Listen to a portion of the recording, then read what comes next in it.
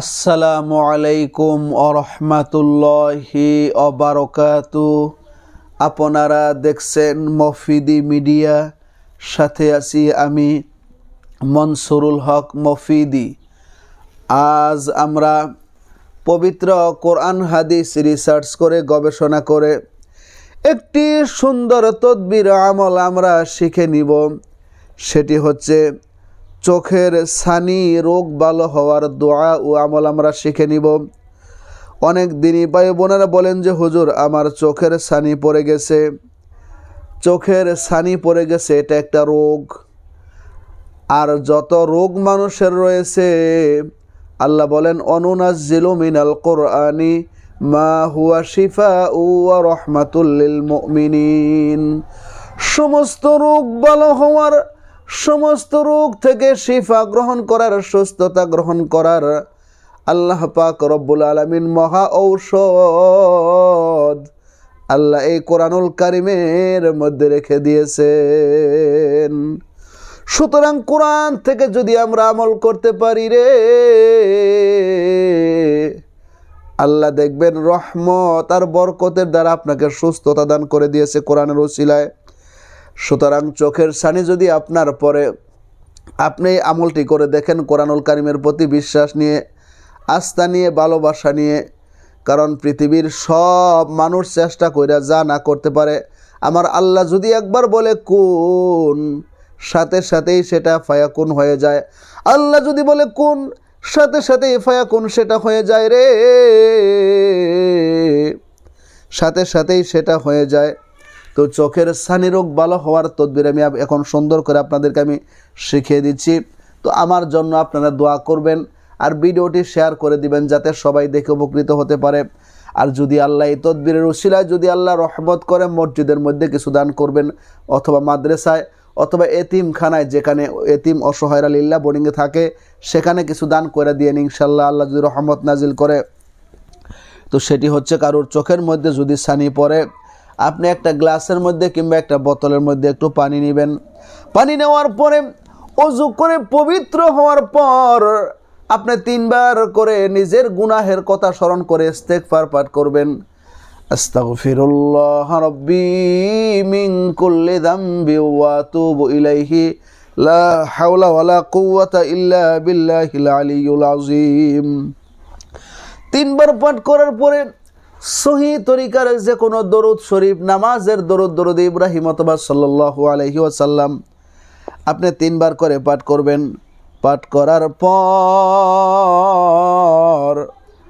আপনি এই দোয়াটাকে 41 বার করে পাঠ করবেন।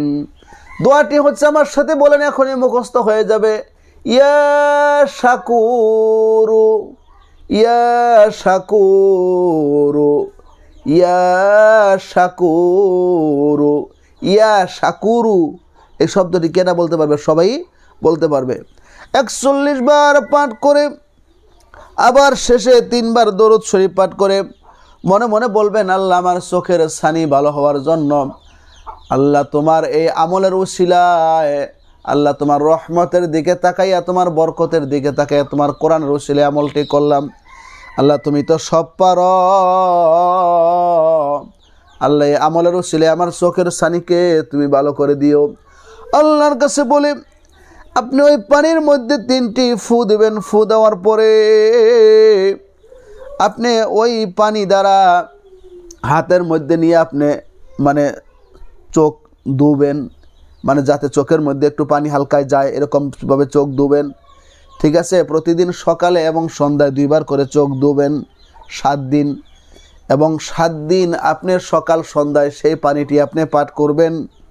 আরেকটা দোয়া শিখিয়ে দিলাম, ইয়া সালামু, ইয়া সালামু, ইয়া সালামু। এই দোয়াটিকে আপনারা প্রতিদিন 41 বার করে পাঠ করবেন 7 দিন। আল্লাহ পাক রব্বুল আলামিনের রহমতে আপনার চোখের মধ্যে যদি ছানি পড়ে থাকে সেটা দূর হয়ে যাবে। আল্লাহ দেখবেন তার পবিত্র কোরআনের উসিলায় এমনভাবে আল্লাহ আপনাকে সুস্থতা দান করেছে যেটা আপনি কল্পনা করে কোনো দিন শেষ করতে পারবেন না। কোনো দিন আপনি কল্পনা করে শেষ করতে পারবেন না। তো আমলটি আপনারা নিজেরা করবেন, অন্যকে দেখার মতো সুযোগ করে দিবেন। এবং যে কোনো বিষয় শিখতে জানতে বুঝতে মফিদি মিডিয়ার প্রত্যেকটা ভিডিওতে আমি মনসুরুল হক মফিদির মোবাইল নাম্বার দেওয়া আছে। ঠিক আছে, আমার মোবাইল নাম্বারটি একটু মুখেও বলে দিচ্ছি, 01725357513। আমার এই একটি মাত্র নাম্বার, আর দ্বিতীয় কোনো নাম্বার নাই। মফিদি মিডিয়া ইউটিউব চ্যানেল এবং মফিদি মিডিয়া ফেসবুক পেজ, এই দুইটার মধ্যে সকল ভিডিওতে আমার ফোন নাম্বার মোবাইল নাম্বার দেওয়া আছে।